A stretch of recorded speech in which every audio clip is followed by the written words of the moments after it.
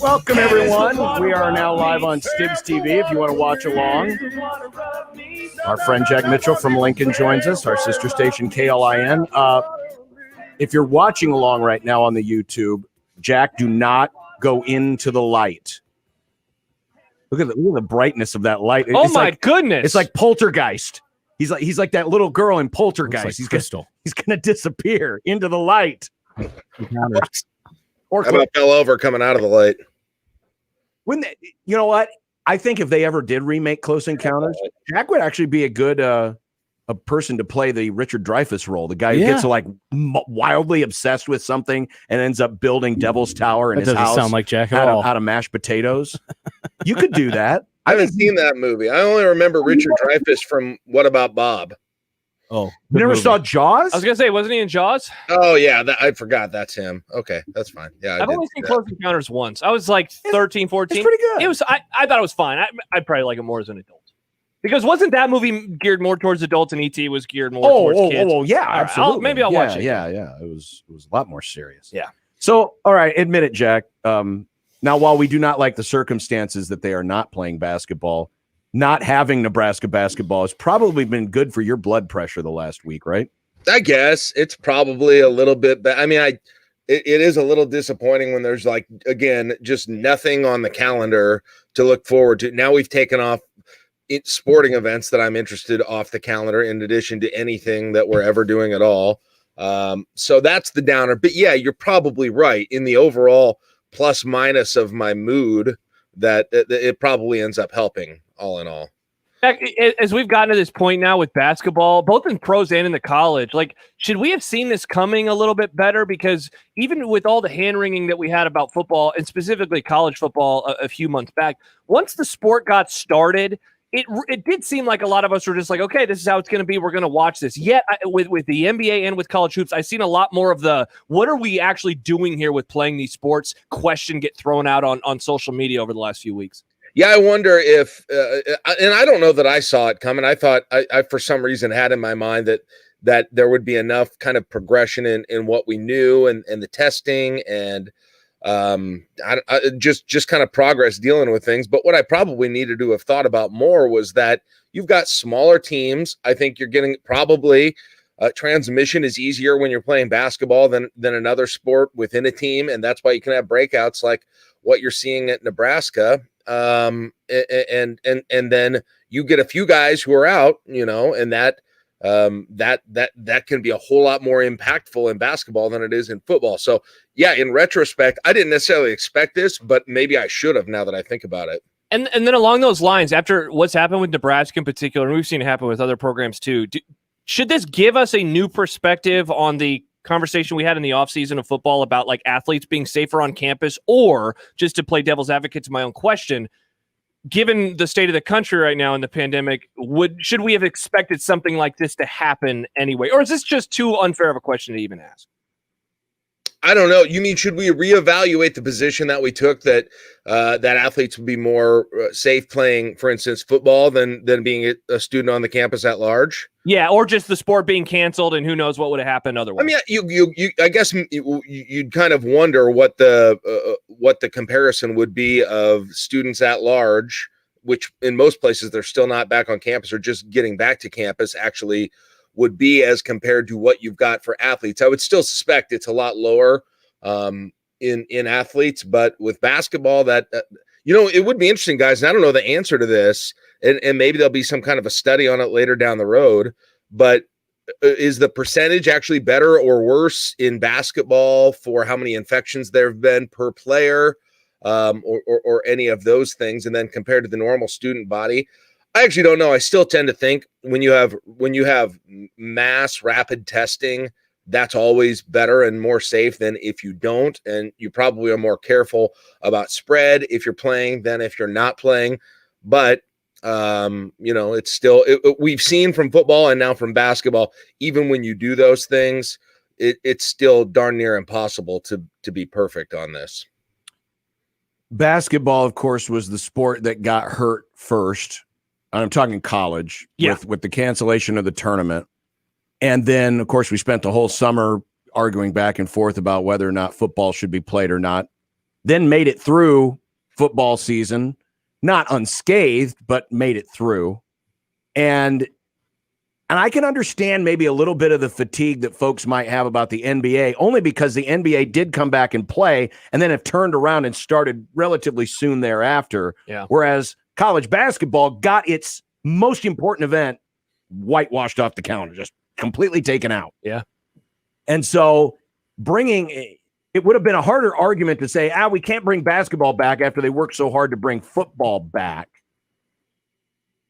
I almost wonder if they were now pinched into a situation where we've got to do this now. Well, they keep talking about the money, right? Yeah, and they keep talking about the money. Let's say the pandemic hits in April instead of February, March, and they actually made it through the NCAA. It's a really good question. If they would have done that, then maybe is this season a little maybe more this season would have been easier to hold back on. Still, playing football, however, complicates everything, because if you can play football, and now we're going to be starting volleyball and wrestling's already started.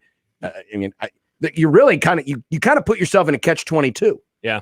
With what you decided to do in the fall. And the more I think about this with the basketball thing, I don't have the numbers, but just anecdotally, it seems like there have been as many cancellations, and I'm particularly, I pay attention to the Big Ten and the Big East, as they're the conferences with local schools. Between those two conferences, it seems like there have been more problems and more cancellations than you have in like high school basketball, which I also pay attention to, where they're not getting tested all the time. And perhaps they're just not getting positives, but it's interesting. I mean, there's certainly been a handful of high school games that have been canceled, but I would venture to say it's not a whole lot more of a higher rate than you're actually seeing with these college games, which is odd.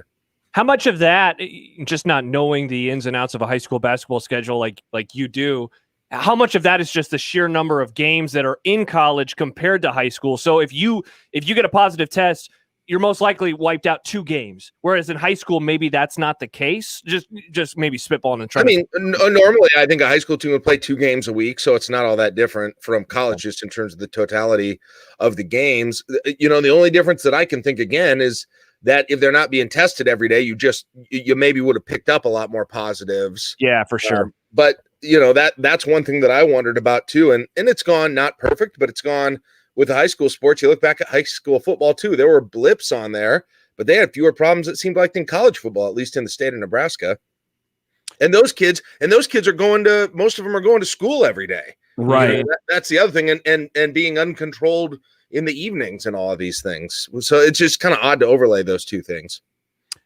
Speaking of high school basketball, today in the World Herald, Stu Pospisil, a longtime high school beat writer, opined that because of the directed health measures that are currently in effect in Lancaster County, the state tournaments, one of the things that should be on the table is moving the state tournaments out of Lincoln, at least for this year, because Lincoln is more restrictive than even here in Omaha, and it would be more beneficial to the NSAA to play those tournament games in Omaha where they could have more fans. Obviously, that's always a very sensitive issue. I know this for a fact, living in Lincoln, and Jack, I know how passionate you are about keeping Lincoln events in Lincoln. How did that column land with you, knowing what you know about the political situation in Lincoln in regards to the directed health measures? Well, the first thing I thought was, okay, I mean, if your point is simply that this should be on the table if the restrictions don't change, yeah, I guess. I mean, I guess that's true. And if you're going to have a situation where in March you can have 2,000 people at PBA in Lincoln, or you can have, whatever in 75% or 50% at Ralston and at Baxter and at all those different places. Yeah, that's true. But the bottom line of this is it's incredibly unlikely that is going to be the situation with the restrictions in March. In my opinion, from hearing what I've heard, from knowing how important that state tournament is to the city, from knowing, just kind of how things are trending with some of the city and health department decisions, and seeing what I've seen with their willingness to do other events. And so, yeah, I guess if his point is simply, I guess they should have that on the table. Yeah, that's fine. But, it's a little, I think it rubbed me a little bit the wrong way, because you guys talked about this with me, I think a month or two ago. Lincoln Journal-Star, their high school guy, Ron Powell, had an article too. And that was back when, that was just when Lancaster County had their 2-week pause on the beginning of the season. And he used that to justify saying, oh, maybe this thing should move to Omaha. It seems like there is someone somewhere that is really pushing to get this thing to Omaha and has the ear, I think, of some of the influencers within high school sports. And I that's what it seems like to me. I thought it was when that first Lincoln article happened, guys. I thought that was Lancaster County parents, some of the more influential parents who basically were coming to him and say, "Hey, we need to put the pressure on. We need to tell them." And perhaps that's what's happening here too. I don't know if Stu Pospisil is really. I don't know why he'd be fired up about that though. But that's what this sounds like, is saying, "Hey, if you're going to be this restrictive, it's going to start to cost you," and that may actually be the case. But again, that said, that's in 2 months. That's not, I mean, I think it's particularly unlikely that you're going to have the exact same situation with the risk dial and the restrictions in Lancaster County 2 months from now. And I wouldn't even rule out, frankly, that there would be some willingness to even make an exception for an event like that. I'm going to talk to the mayor tomorrow and I'm going to ask her about that. I think there's a willingness, but there's been a willingness. There hasn't been a complete unwillingness to be or an unfriendliness to events in Lincoln and Lancaster County. I know the guys that the health department was working with the university to figure out how they could do Nebraska football with fans. I can tell you that. I know they were doing that. The Big Ten completely prevented that. And so I wouldn't be surprised at all if this is completely moot in 3 weeks. It's just interesting to me that it's come up again and again and again in these columns by the newspaper writers. Now, while it may be true that Douglas County isn't as restrictive currently as Lancaster County, I will remind folks that Creighton is still limited to 10% of CHI Health Center. Now, whose authority is that under? Now, see, I was just about to make that point. I think that's a collaborative effort, and between the university, between the county, and probably the Big East Conference. So I'm guessing that there may be some restrictions there, because I don't believe that anyone is able to go above 20%, or at least no one has gone above 20% in the Big East Conference. So the conference may have a little something to say about that, as well as the university. But just pointing it out that, that is a city-run arena, and, right now it's sitting at 10%. Now, but I can tell you this, for high school sports, and your listeners probably even know this better than me, but, in Lincoln, my sister can't go, my daughter can't go, my mom can't go to the games. It's just my wife and me. That's it, who can go to the games in Lincoln. But we played in Fremont and we played in Columbus, and my daughter and my mom could go to those games. I know in Omaha, they've got some school. I think we play up at Millard West later. I don't know if it's them or some of the others that now have a 6-person limit. So you can bring a whole bunch more people, including grandmothers. And I saw Omaha West Side is even going to start allowing some students, 100 students, into the games as well. So, I mean, Sauter's right to the extent, or not Sauter, Pospisil is right to the extent that yes, right now in for high school sports, Lincoln is a different world, and it would be problematic if they played high school games at East or Southeast or North Star, and the LPS rules would continue that said, okay, you can only have 2 people come, like is in effect right now with the games I'm going to. But the bottom line is, I think that's incredibly unlikely to actually happen. So isn't the ultimate question about this what NSAA wants in their decision? Like, do you think that they would actually make this move just so they can get a few more fans? And I know it'd end up being thousands more fans, but would they make the move with that in mind? Well, I don't know. That's a good question, Josh, because kind of the theory that behind Stu's article was that they wouldn't even be able to break even financially if the Lincoln restrictions that are in place now continued to be in place. I didn't know that was the case, but I'm sure he's looked into that and he knows that. And so I guess what he's saying particularly would drive this is maybe above anything is the financial impact of it, is they've got to make some money off of this thing. And I'm sure they lost some last year with the boys state tournament, and that plays into this whole thing.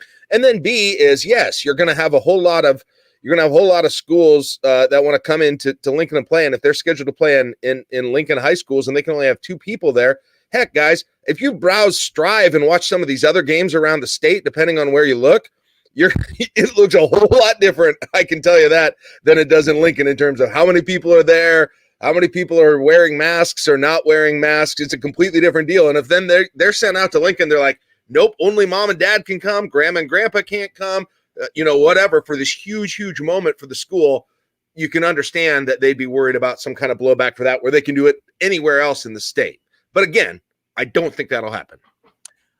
We are at 3:00 on a Monday, and we haven't had any major Nebraska football news today. So this week is off to a much different start than last week. I know, and we probably spent far more time on Wandale than in any other breaking event that happened a week ago. But now that we've got the sum total of what happened last week, the additions and the subtractions, net positive, net negative, net neutral. That's because I'll answer my own question. Okay. It may be trending net positive. Mm-hmm. I believe if you had to hold me down and say pick one, I think I would go net positive right now. Before we see what happens with special teams. Because, I wanted to see what's going to happen with special teams. And if they do full-time, who's leaving or who's getting right. Out. Yeah, there's still other things to go. There may be another player or two that has to make up their mind. Obviously, people are still wondering about Luke McCaffrey. But as of today, what we know, I would lean net positive. Yeah, McCaffrey's a big one. I guess, on its face, after Wandale left, it's hard to ever think that I would have said that, and it still is. But if you think about it, okay, what are the subtractions? Mills and Wandale, right, are the primary ones, and then of course DiCaprio Boodle, which is older. But then the rest of that defensive group all comes back, which I didn't expect. I expected some of them, but I didn't expect all of them to come back. Guys, I think it's a little hard to evaluate. I don't know what they're going to be able to get from those transfers at the skill position, the guy from USC and the guy from Montana. I think that probably determines overall how this week was from a net perspective. But I will say this. You had Wandale and you had Mills there last year, and I liked both of those guys a lot. And you didn't have Mills a bunch because he was injured. I will say that. But the offense was what it was in 2020. Right. And the defense was what it was in 2020. And so if you're going to see changes on one of the sides of the ball, I think we know which one you'd probably rather see at this point. I now think you guys remember we've talked about this a few times. What is that thing that Nebraska fans are going to hang their hat on, for better or for worse, to be excited about and optimistic about in 2021? Well, I think we know what that is now. An uber experienced defense coming off a surprisingly good year, and maybe couple of all-conference candidates within that. It's something, that's something that's new. That's something that's different. And that's finally, we know, I think, what that is going to be for 2021. And that's not a terrible place a terrible place to be in when it's someplace that you haven't been in a long time. And then you just hope something really changes with the offense. It's, that's the side of the ball I think you'd want to see the changes on. What do you want to see them do with special teams? In terms of like full-time versus analyst again? I don't know. I don't know enough about that. Look, it seems like the more coaching that you've got, the better. It would seem like the more attention. It does seem like one of those things, and I'm oversimplifying it, right? I've never been a special teams coach, and I've never schemed special teams. But it does seem like one of those things, if you give a lot of attention to it, you should be able to do it okay. Like, maybe that's a totally unfair thing to say, and you that's not true of everything.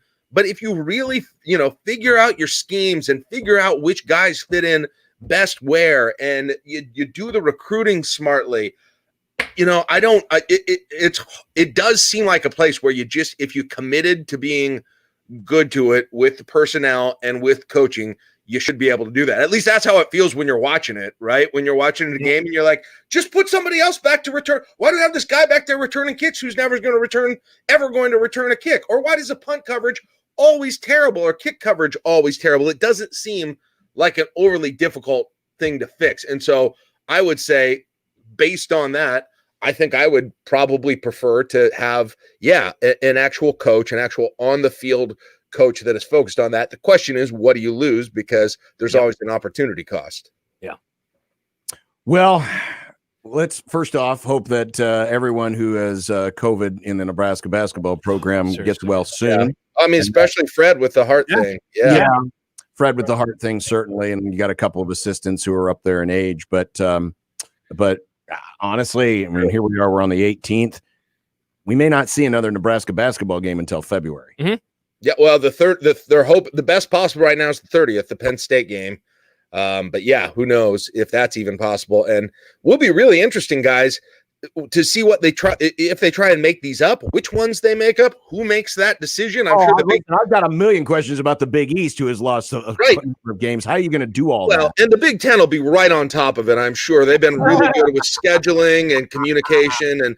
But here's the scenario, guys. Think if you're I'm not trying to pick which team would be best example, but like a Purdue or a Minnesota, or even a team that's really like fighting for seeding in the NCAA tournament. Wouldn't you really want that game? Like, am I wrong? You really want that game, and you'd say there's going to be a priority to teams that are going to be in versus teams that are on the bubble versus Nebraska teams that aren't very good. Well, and we just saw this with football and what they did with Ohio State. So they obviously prioritized trying to make sure that their ducks are in a row. I assume they're going to try and make up some of them, but listen, guys, they already play 9 games in 30 days from January 30th to the end of February.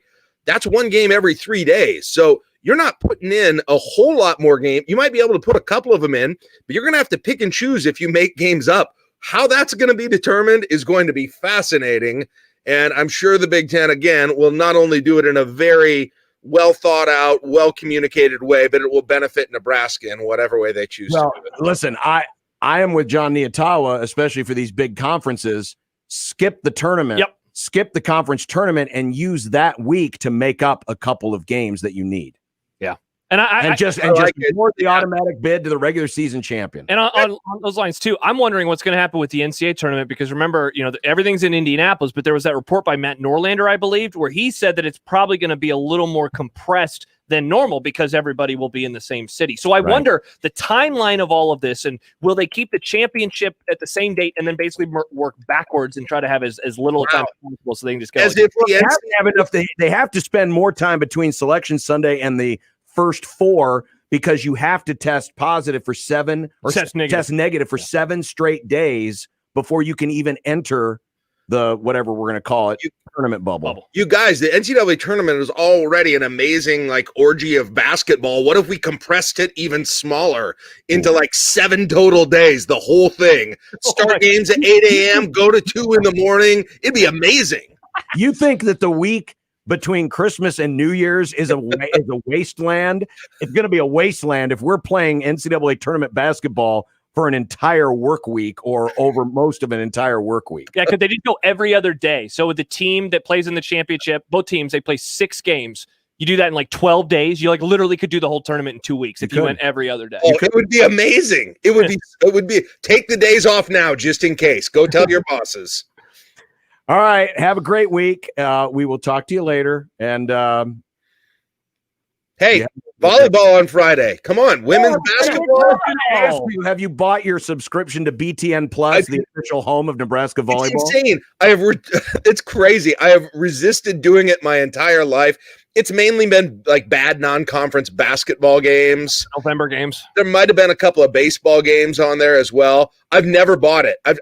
I've always said I don't even think the commissioner has BTN Plus, and so I think I might actually do it if they're going to have a lot of games on there. I am desperate for sports content right now, and I'll pay.